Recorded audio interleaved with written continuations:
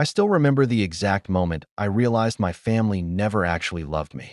It wasn't when they forgot my birthday. It wasn't when they skipped my graduation.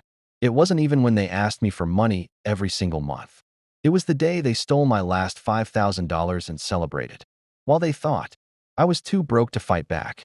If you'd asked anyone in my family who the successful one was, they would have laughed if you pointed at me. To them, I was the disappointment. The son who drove an old Honda. The brother who wore the same jacket for 3 winters. The guy who always said he was trying to save money. What they didn't know was that every choice I made was intentional. See, 2 years earlier, I had sold my software company. Not for millions. For enough that I'd never have to worry about money again if I lived carefully. The deal came with one condition. For 18 months. I couldn't publicly announce it while the company completed its transition. No interviews. No social media. No flashy purchases. No sudden lifestyle changes. The lawyers warned me that breaking the agreement could cost me everything. So I stayed quiet. I rented a small apartment. Kept driving my old car. Wore simple clothes. To the outside world, I looked completely broke. My family believed every second of it. At first, it didn't bother me. Then the phone call started. Ethan, your sister needs help with rent. Ethan, your parents are behind on the mortgage. Ethan, your brother needs money for his business. It never stopped. Nobody called to ask how I was doing. Nobody asked if I was happy. Every conversation ended exactly the same way. So how much can you send? The funny thing was I always sent something. $200. $500. Sometimes even $1,000. Not because they deserved it. Because I thought that's what families did. Then one Sunday, my mother invited everyone over for dinner. She sounded unusually excited. You haven't seen everyone in months, she said. We miss you. Those 4 words should have made me happy. Instead, they made me suspicious. When I arrived, everyone was already there. My parents. My older brother, Jason. My younger sister, Melissa. Even my aunt and uncle. The table was full of food. Everyone smiled as I walked in. For the first time in years, I actually felt like part of the family again. Dinner was perfect. Everyone laughed. Dad told old stories. Mom kept asking if I wanted more food. Jason even apologized for the way we'd argued months earlier. It almost felt real. Then dessert was served. And everything changed. Dad cleared his throat. Ethan, we actually wanted to talk to you about something. There it was. The real reason I'd been invited.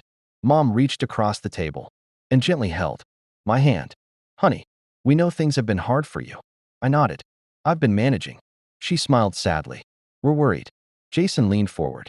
That's why we came up with an idea. An idea. Those words instantly made my stomach tighten. Dad took a folded piece of paper from his pocket and slid it across the table. I opened it. It was a bank withdrawal form. $5,000. Every dollar left in the checking account they believed I had.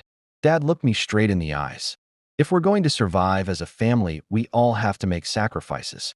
I looked around the table. Every single person was waiting for my answer. None of them knew that the account they wanted to empty was never meant to test my finances. It was about to test something far more valuable. Their loyalty. I stared at the withdrawal form for several seconds. $5,000. It wasn't a fortune, but according to my family, it was everything I had left. I looked up at my father. So you want me to empty my account? Dad let out a heavy sigh as if this conversation was hurting him more than it was hurting me. It's not just for us. It's for the family. Mom squeezed my hand. We'll pay you back. That almost made me laugh. Not because it was funny, because I'd heard those exact words for nearly 10 years. We'll pay you back. They never had. Not once. Jason leaned back in his chair and folded his arms. Come on, Ethan. It's only money. Funny. The people asking for money are always the ones saying it's only money. I looked around the table. Everyone avoided eye contact. Nobody looked embarrassed. Nobody looked guilty. Instead, they looked hopeful, like children waiting for Christmas morning. I smiled. A calm, gentle smile. Okay. The entire room relaxed. Mom actually wiped away tears. I knew you'd understand. Dad stood up and wrapped me in a hug. I've always been proud of you, son. Those words hit me harder than they should have, because they sounded so sincere. Yet somehow I knew they weren't. Jason grinned. I'll drive you to the bank tomorrow. I nodded. Sure. Dinner ended 30 minutes later. Everyone hugged me goodbye. My mother kissed my forehead. My sister whispered, You're saving all of us. As I drove home, I couldn't stop thinking about one question. Why today? Why now? Something didn't feel right. The next morning I met Jason outside the bank. He was unusually cheerful. He even bought me coffee. That had never happened before. Inside the bank, I walked up to the counter. The teller smiled. "How can I help you today?" I slid the withdrawal form across the desk. "I'd like to withdraw $5,000. She checked my account, then looked back at me. "I'm sorry, sir. You'll need to wait just a moment." She disappeared into the manager's office. Jason leaned closer. "Is something wrong?" "I don't know." A minute later, the branch manager walked out. He smiled politely. "Mr. Carter, would you mind stepping into my office?" Jason immediately stood up. "I'll come too." The manager shook his head. "I'm afraid this conversation is private." For the first time that morning, I saw panic flash across Jason's face. Inside the office, the manager closed the door. Then he quietly asked, "Mr. Carter, are you absolutely certain you want to make this withdrawal?" I looked at him. Why wouldn't I be? He hesitated. Then he turned his computer monitor toward me. "I believe there's something you should see first." The screen displayed my online banking activity. At first, everything looked normal. Then one transaction caught my eye. A failed attempt to transfer $48,000 from my investment account. Made at 2:17 a.m. the night before. I froze. I had never logged into that account. No one was supposed to know it even existed. The manager looked me straight in the eyes. "Someone tried to access your investments last night. And based on the security logs, the attempt came from a device that had already logged into your regular checking account." My heart started pounding. There was only one person who had ever borrowed my laptop, Jason. There was no one else it could have been. 6 months earlier, his laptop had crashed and he'd begged to borrow mine for just one evening to finish a presentation. I remembered handing it to him without thinking twice. Back then, I trusted my brother. Now I wasn't so sure. I looked at the branch manager. "Was the transfer successful?" He shook his head. "No. Our fraud detection system blocked it immediately." I let out a slow breath. Did they identify themselves? They entered the correct username, the correct password, and even answered one of your security questions. A chill ran down my spine. Security question? What was the question? The manager looked at his screen. "What's your first dog's name?" I closed my eyes. Buddy. Only a handful of people knew that answer. My parents. Jason. Melissa. No one else. The manager continued. After 3 failed verification attempts, the account was locked and we flagged it for review. I thanked him and walked back into the lobby. Jason was standing near the entrance, pretending to scroll through his phone. The moment he saw me, he smiled. "So, what took so long?" I studied his face. Calm. Relaxed. Almost too relaxed. "They needed to verify something." He shrugged. "No problem. Did you get the cash?" I smiled. "No." His smile disappeared for just a fraction of a second. "Why not?" "There was an issue with the account." He swallowed. "What kind of issue?" "The bank locked it." His face went pale. "But don't worry," I said. "They're fixing it." He forced a laugh. "That's good." As we walked toward the parking lot, I noticed something I'd never paid attention to before. Jason wasn't asking if I was okay. He wasn't worried about my account. He only cared about one thing: whether the money was still available. Before getting into his truck, he casually asked, "So when do you think you'll be able to withdraw it?" I looked him straight in the eyes. "I'll let you know." He nodded quickly and drove away. The second he turned the corner, I got back into my car. But instead of going home, I drove straight to the cybersecurity firm that had handled the sale of my company. If someone had tried to steal nearly $50,000 from me, I wanted to know exactly who. 2 hours later, I sat across from a digital forensics specialist named Daniel. He listened carefully as I explained everything. When I finished, he asked one question. "Do you want proof or do you want the truth?" I frowned. "Aren't they the same thing?" Daniel slowly smiled. "Not always." He turned his monitor toward me. "If this was someone close to you, they've probably made more than one mistake. And people who get greedy almost always leave a trail." Daniel opened a folder on his computer and started typing. Within minutes, a timeline appeared on the screen. "Here's what we know," he said. "The login attempt came from your laptop." "I know," I replied. "My brother borrowed it months ago." Daniel nodded. "That's not the interesting part."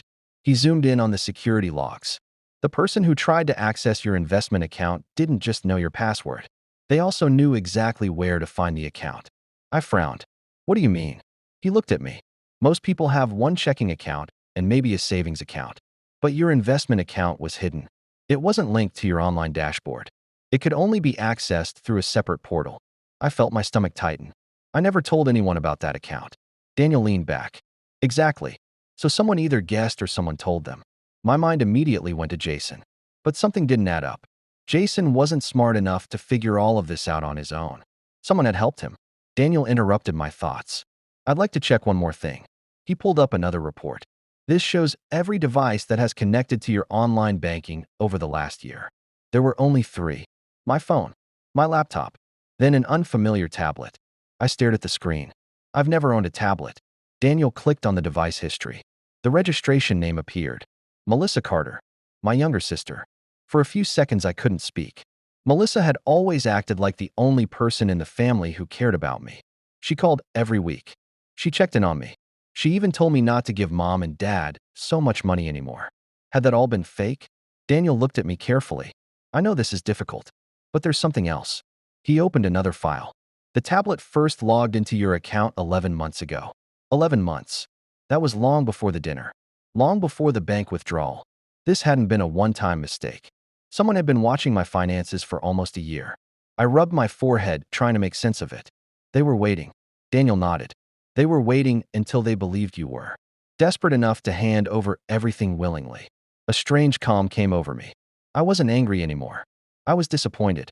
The people I'd spent years helping weren't just asking for money. They had been planning to take everything they thought I had left. I looked at Daniel. What would you do? He smiled slightly. If you confront them now, they'll deny everything.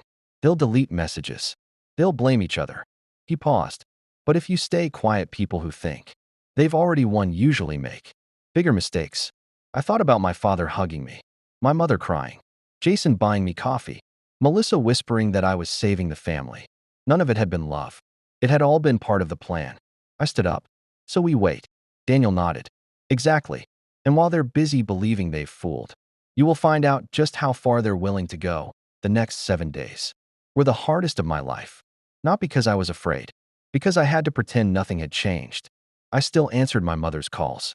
I still replied to my sister's texts. I even had dinner with my family again that weekend. They smiled. They laughed. They acted like nothing had happened. But now I noticed things I'd never noticed before.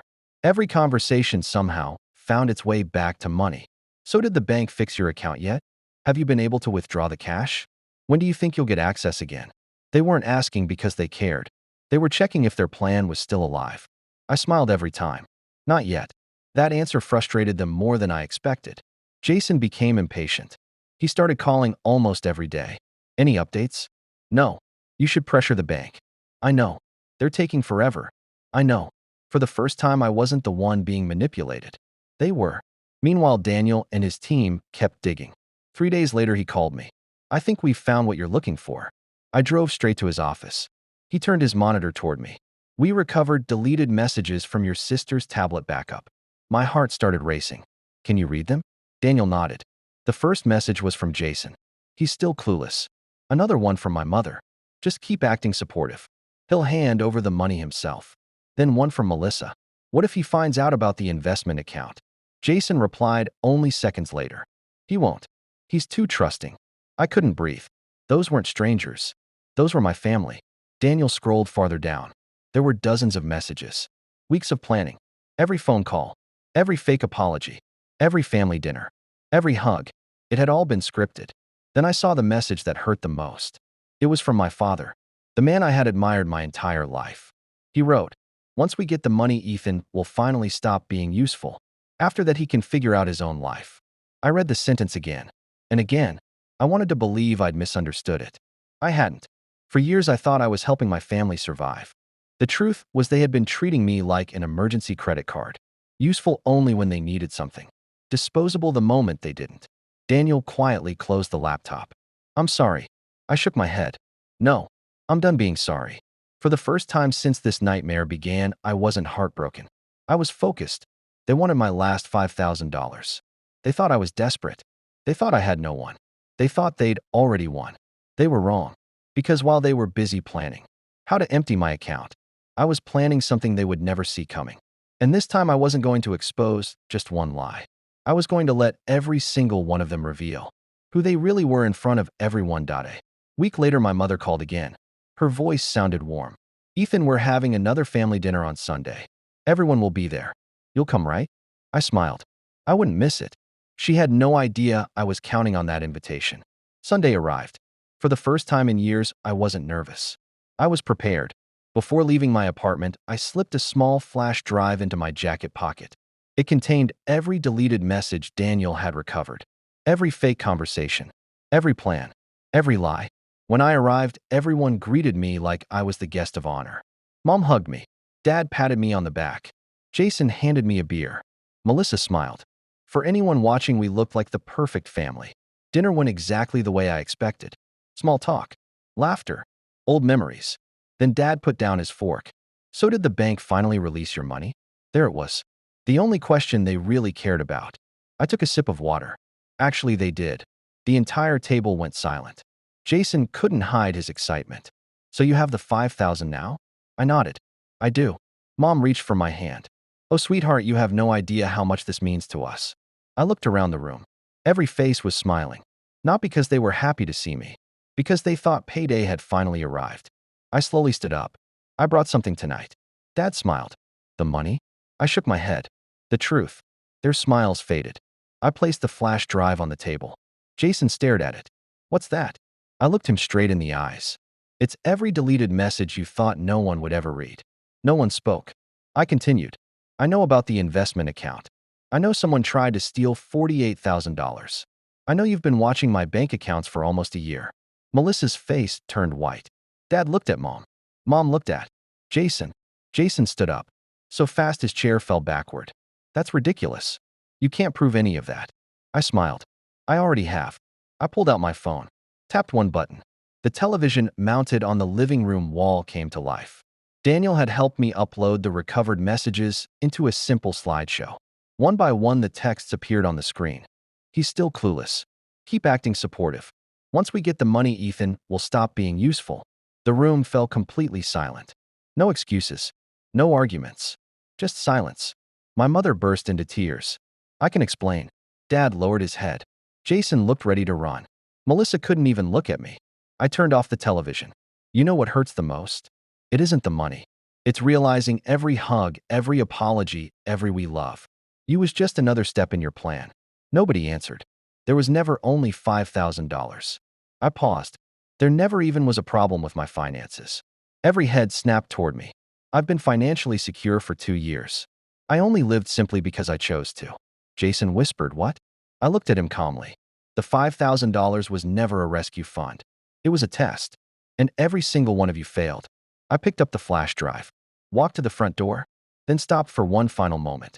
I hope one day you find a son or a brother you value more than his bank account. Without waiting for an answer, I walked out. No one followed me. No one called my name. That was the last time I ever saw my family. A few months later, I changed my phone number, moved to another city, started a new chapter with people who valued me for who I was, not for what I could give them. Looking back, losing my family was painful, but losing the illusion that they loved me set me free.